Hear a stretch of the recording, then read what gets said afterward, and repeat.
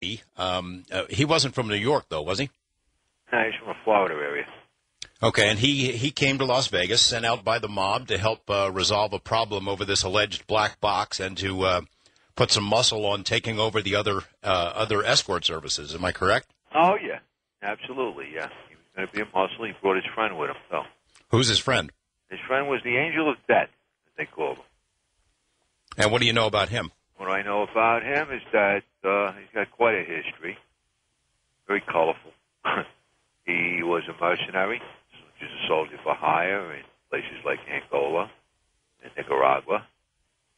And he was an expert in small arms. He was an expert in bomb making. I mean, the guy could make a bomb out of biscuit, from what I understand. He's very good at that stuff.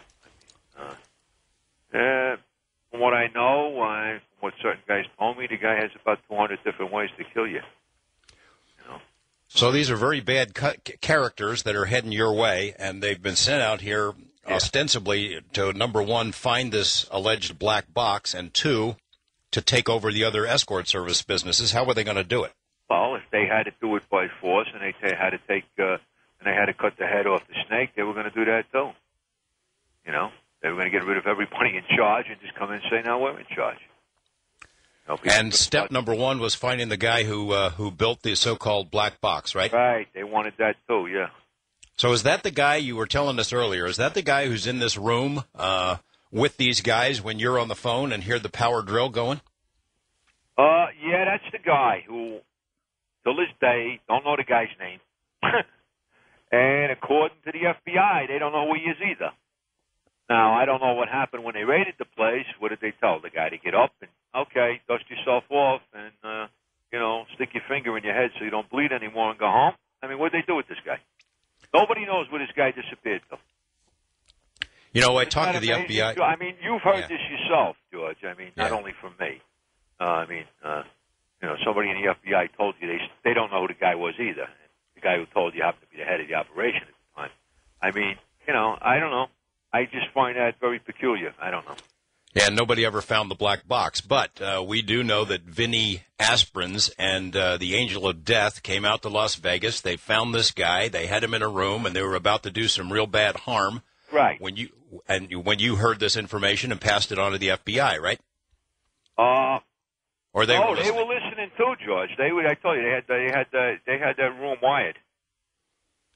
And who were they taking the escort service businesses over for? Who was this supposed to be for? Or a family?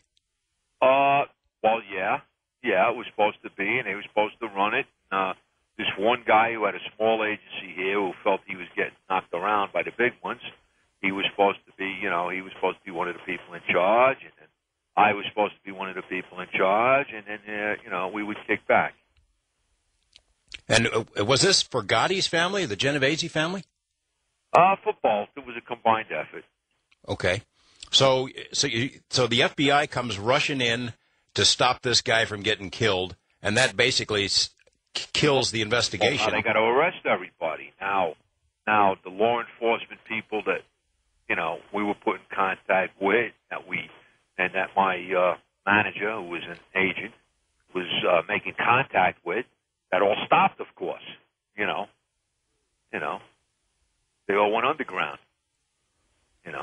By the way, the FBI, for our listeners, the FBI had told me when I asked them about this whole episode that they were never able to confirm that there was any kind of corruption in the Las Vegas Police Department. Tony, of course, says there was, but the FBI was definitely interested in this attempt by New York mobsters to take over these escort services, so that's why they were listening, right? Were they following these guys around while they were here, Vinny Aspirin and the Angel of Death? Yeah, they were pretty much on top of them. They knew where they were staying. One of them was staying in a Monte Carlo. There were a few guys out here. There were a few of them. There were about 5 of them out here running around. So this ended all that. That ended it. But did they find out at the time, after the FBI goes rushing in, that you're working with them? They find out when I go and meet one guy in New York. Okay, and I go in there and. Actually the FBI pretended like they were arresting me too at the time, so the guy didn't really find out. We met in a place in a bar restaurant type place I can't think of the name of it. It's been around 150 years, this place. But anyway, we were in there, and that was actually very funny because we were sitting in a booth. It was like a railroad-type restaurant, that ran from the front to the back. It was narrow, and it had little enclaves on the side. And I was sitting there, and I was facing, the outside, and this guy was facing me that I met there. And the FBI, they were all suited up. They looked like Ninja Turtles. They had all that entire gear on. And they come running in, and they ran right by us to the back of the place. All right? And even the guy, he hears all the, the big combat boots marching. And he turns around. They already passed. And he turns around and looks. He don't see nothing. He turns around and looks at me. Now, I'm sitting there saying, where the hell are these guys going? They're supposed to go, they ran right by us, like out the back door or something. There's about 7 of them. And then finally they come running back. They missed us. And they come running back, and they go through the motions. We're both under arrest and bing, bang, boo, and they take us away. Me, of course, they take, and they uncuff me and everything. It's just part of the show. But they take him. And they don't find out until they go to court, of course, the disclosure and stuff, And that's how they find out. Well, there's a story I want to tell in a little bit about when it really came spilling out into the public, and it's partially responsible the responsibility of P. Diddy and Jennifer Lopez, and we'll get to that in a minute. But before we leave Vinny Aspirin, okay, the FBI goes rushing in. They save this guy. Yeah. What do they find? What kind of stuff do they find? Well, as I recall, they found all kinds of stuff. At the time I was told that they found bulletproof vests, shotguns, pistols. I was even told there was some hand grenades found, too. And the power drill. And, of course, the power drill, yeah.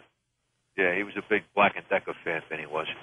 Weren't these guys going to make bombs, or they had bomb-making equipment or something like that with them as well? That's what I understand, yeah. So I guess it's a pretty good thing that eventually Vinny didn't get to come and pay a visit to you. Yeah. That would be a good thing, yeah, but he can't visit anybody where he is right now.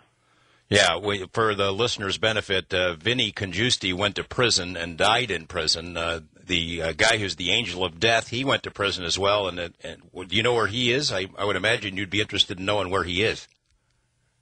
Yeah, that would be a nice thing, but we'll see. Nobody knows where he is right now. He disappeared right now, as far as we know.